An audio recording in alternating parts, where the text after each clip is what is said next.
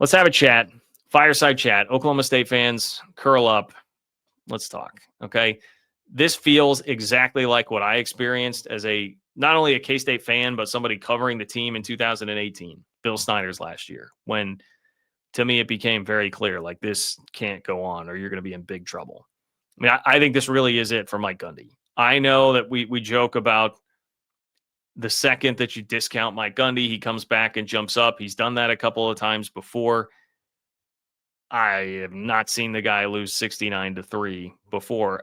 Right after, I mean, he was busy losing 52-0 to a 9-win Colorado team last year at the end of the season, too. Like, I mean, these are piling up now. Okay.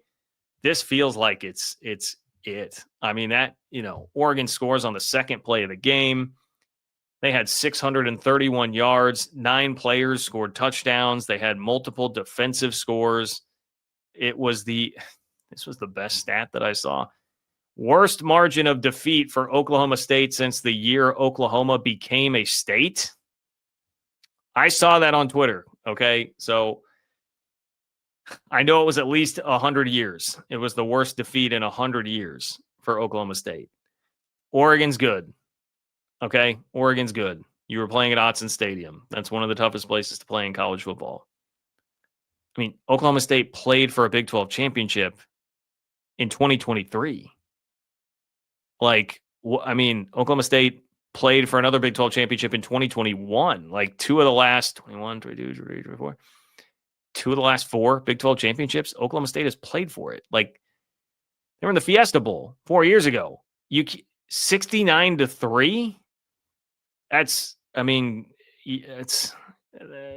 We're beyond like unacceptable. This is where I say it feels a lot like how I felt watching Bill Snyder in 2018.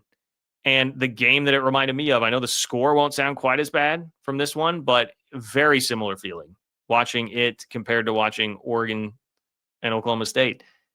In 2018, K-State lost in Norman to Oklahoma, 51-14. That was Kyler Murray, Oklahoma. It was like K-State was moving in slow motion compared to him the entire game. Oklahoma had 702 yards of offense. They had 702 yards of offense. And I'm sitting in that press box in Norman like, this is over, man. I mean, this is done. You're not coming back from this. Like, the program is in too rough of shape right now. There's over 9 yards of play for Oklahoma. And then even that one after the game, I thought, now this, I've not seen anything from Gundy that would indicate this. Bill Snyder gave us a quote after the game that made me feel like, damn, I mean, even he sees it, like that this is kind of over. Bill Snyder said, quote, "I'll have to reinvest some time and try to find out if the ship has ever been in this condition before. I'm not sure that it has." That was when I was really like, okay, like he sees this. Like we are so far beyond repair. Like we do not have the talent. We don't have the horses to compete here. And at that time, probably more blame to go around. It's like, at least with Mike Gundy, you could say, well, he was late on the NIL front. Bill Snyder was a little bit different there. But man, I mean, like I said, this is not the first time it's happened. That Colorado game last year, I was having similar thoughts. And it's like, hey, Colorado was a good team last year, but not a team that you should be losing 52-0 to. And the other reason this is really, obviously, I bring the similarities here is like Bill Snyder and Mike Gundy are pretty equivalent to the school that they're at. Bill Snyder is K-State football. Mike Gundy is Oklahoma State football. And I know how tricky the dynamics are here. Like I saw the Oklahoma State fans, you can correct me if I'm wrong. The Twitter account was Gavin Gundy, right? Is it one of his sons that was on Twitter and then Instagram going off on fans, who were trashing Gundy or just saying like, hey, it's time to move on, that sort of thing. And a bunch of the tweets got deleted. I actually saw some of those and they were out there live last night. Look, a kid sticking up for his dad. This is why it's messy. This is why it's tricky. You got to be careful with that. Okay. Because he is right in some respects. Like the reason that Oklahoma State fans care the way that they do right now about where the program's at and how losing 69-3 is unacceptable is because Mike Gundy set the bar really high with all the success that he had. He was also, a player at Oklahoma State, had a lot of success there. I mean, this guy is as Oklahoma State as it gets. And he is the reason that, Boone Pickens put in the money that he did to that place. I mean, the reason that all that stuff exists, and Boone Pickens Stadium's a great venue to go watch a football game in. It's tricky, but it does not seem like you're coming back from this right now. I know there has been a course correction a bit in what you're doing NIL wise, but when Mike Gundy, I mean, he's publicly laying out there before the game, hey, Oregon spent 40 million last year. We only spent 7 or 8 million the last 3 years. I don't like that you're feeling the need to say that in front of a microphone. That's not a good thing. That should not be like a bragging thing. That can't even be like a defense as to what happened. That means you missed the boat, dude, because it's not just the Texas Techs and BYUs of the world that are spending a lot of money in this conference. K-State and Kansas are spending a lot of money on their football rosters in this conference. Like, they're your peers. That's who you need to be competitive with. It feels to me like Gundy got too late a start on that. And I guess in some ways that means the game passed him by a bit. But I don't see where you're coming back from here. Maybe he'll prove me wrong and have a respectable conference season at least, or like gets a little better during the conference slate. Maybe if and when they get Haas Haney back. But that's the kind of loss that just is demoralizing for the program. And it's the second one that you've had in the last 3 or 4 games that you've played as a program. I was trying to remember when that Colorado game was. Was that the last game of the regular season? You don't really come back from that. I have not seen. Gundy's been a miracle worker before. He's made me look silly before, but this is different. Guys, this is different. I did have someone challenge me on that. Like, dude, you guys always do this to Gundy and you're just trying to get clicks and blah, blah, blah. And I'm like, well, okay.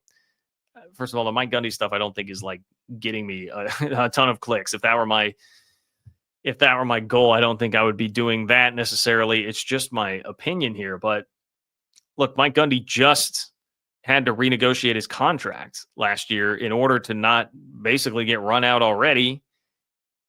He lost the game 52-zip last year. Now he's losing 69-3. And, to what was a peer program like not that long ago, 5-10 years ago.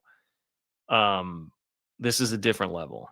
So I don't know what's going to happen with that. I don't know. The thing I really don't know and what I should do a little more digging on and just find out from people in Stillwater, because I don't have all the answers to this. What would fascinate me is like, what is that like at Oklahoma State in terms of the temperature there? How gutsy will Oklahoma State be with this? How aggressive will they be with this? Because the problem that Chad Weiberg is going to face here is the existential threat thing.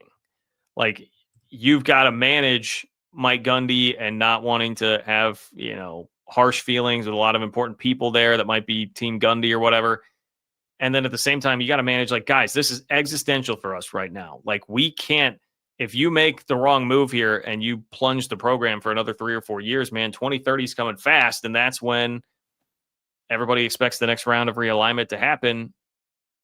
And you've got to be ready to go. You've got to be ready to move. You got to be ready to roll.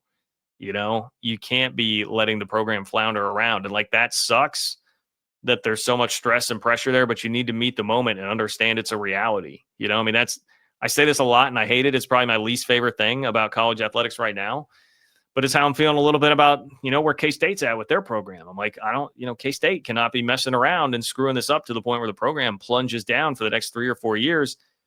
And it was not like that. 15 years ago, you could tell me, hey, dude, it's just a game. Like, don't freak out too much. Like, if the program's, but 15 years ago, it didn't feel like, hey, if you have a bad 2 or 3 years here, your program could become Oregon State or Washington State and just drop out of Power 4 football forever. And now that threat is unfortunately there.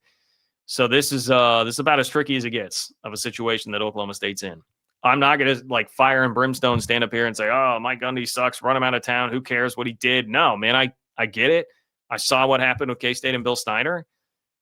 I know how difficult that was to manage that situation. And yeah, I know it was announced as Bill Snyder retired, but I think anybody understands what really happened there in 2018. And it was really important they did it to get Chris Kleiman on board before NIL and the portal and COVID and all that stuff happened. That would have been a disaster had you still had Bill Snyder in his 80s there. So Oklahoma State's got to meet the moment here. And I am going to be fascinated to see what happens. I'll be fascinated to see what happens.